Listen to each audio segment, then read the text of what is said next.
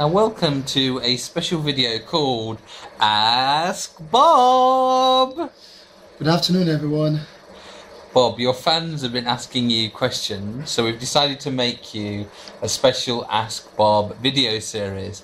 So out there, if you've got any questions, please go to Bob's Facebook right now and write your question for Bob, and Bob will be answering your question by video.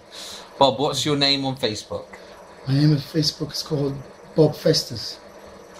Now, we've got some questions already from your good friend Sally. She wants to know, Bob, why do you talk so much?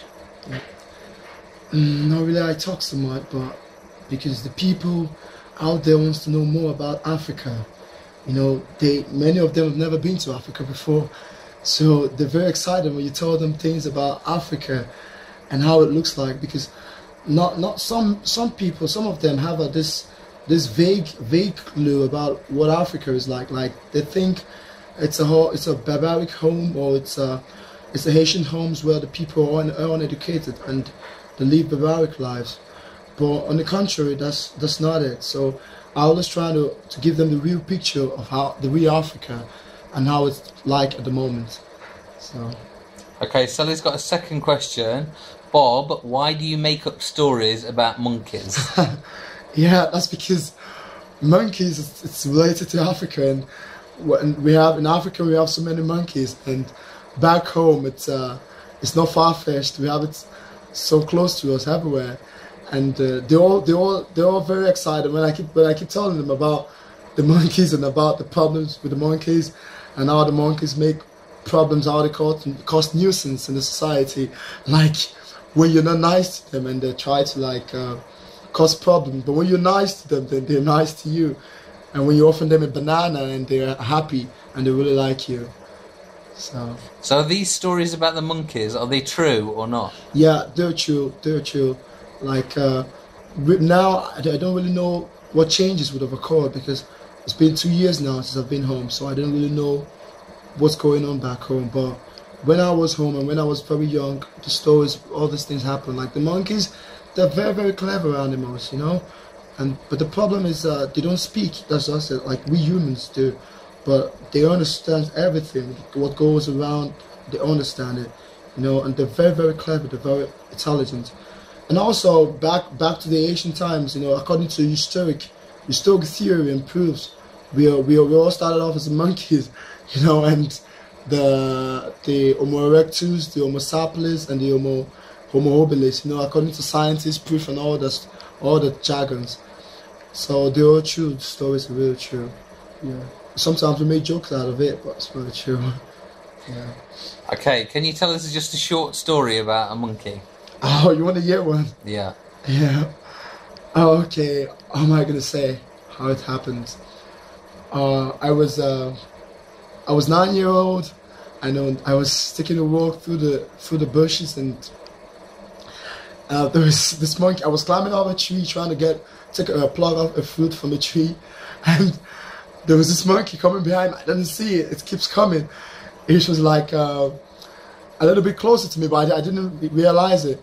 So I felt something itching me on my ear, my left ear. So I turned around and I couldn't see anything, and I keep going up the tree, and it comes on my right ear also, keep itching me. I turn around and I keep touching my ear, and it was so funny, you know, because I didn't know what was actually behind me, but I felt something itching me on my ears. And the next thing, I turned around, and what I got was a very big slap on my face. It was so crazy that I nearly fell. And my other friends were on the other tree, and they were all laughing, because the monkey also was laughing, because he knew exactly what he had done, you know. It's something I'll never forget. I will never forget. So it's very funny. And that was actually the story I told Sally, and she was... And this story is true? Yeah, it was true. It was a long time ago. Yeah. Okay. Let's go to Melanie Evans. She says, Bob, are you a religious loony too? Just to translate that into real English, are you crazy? A lunatic, I know what she was saying. No, I'm not really a religious person, you know. My parents are Christians, and I was born in a Christian home. I was raised in a Christian way, in a Christian belief. But I'm not really religious in the sense that I don't really devote my time to religion, or I don't really segregate between religious and all that. I just trying to do what is right. I just try to do my best and trying to be a normal person, just trying to live by just living a just life of some sort. And though I really believe there is a God out there watching everyone, I believe there is someone out there who watches over things. I believe this earth, it didn't just came all by itself.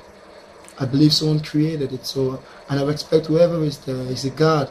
He sees everything. I believe in him, and I also believe in a life after death. Like when we all die, where we going? I believe this also, that we're going somewhere. I believe there is heaven, and I believe there is hell. That's why. Do you believe Jesus died for you? Yeah, the thing about Jesus now, it's about being religious. I believe, for the Christians, they believe in Jesus. The Muslims believe in Muhammad. But whatever the case may be, I believe in both. That whatever reason they exist. And I believe, if the Christians say Jesus died, of course I believe that Jesus died. But I know, but do you believe that Jesus died for you? Yeah, I believe he died for me. But I'm not really deep into believing everything. Like, I just want to live a good life and just try and be happy with everyone. And just, when I die, wherever I find myself, I'm gonna be happy with it. I think Melanie would class you as a religious lunatic. Why would you say that? Because you believe in Jesus. Melanie doesn't believe. But I also believe in Muhammad. So. Right, let's stop it just there. Right, Robert Stevens has asked Bob, is it true that you like to pinch women's bottoms? Oh, that's not true. I don't really know where he got that from. Because I don't really do that. It's crazy. I don't. I'm sorry, Robert. It's far away beyond me. You just went through that line. I didn't. And I wouldn't. Right, Katie Melissa from England. She doesn't want to ask you a question, but maybe you should just say hello to her. Hello, Casey. How you doing? Wishing you all the best in England. Just stay cool. Right, Jello hasn't asked you a question, but he's put, oh yeah, man. So what's your message to Jello? Just want to say he's my brother. I really missed him so much, and I'm wishing him the best in whatever he's doing in his life. And he's very young, so he should use the best time of it. I wish I was 18. I wish I could go back to when I was 18 so I could really do more of something with my life. So I just want to let him know that I love him, and I always love him as a brother, as a friend, and wherever he is right now, he should just stay focused, take all the determination he could get, and just move on. Yeah, that's okay. The bottom, Your final question comes from myself.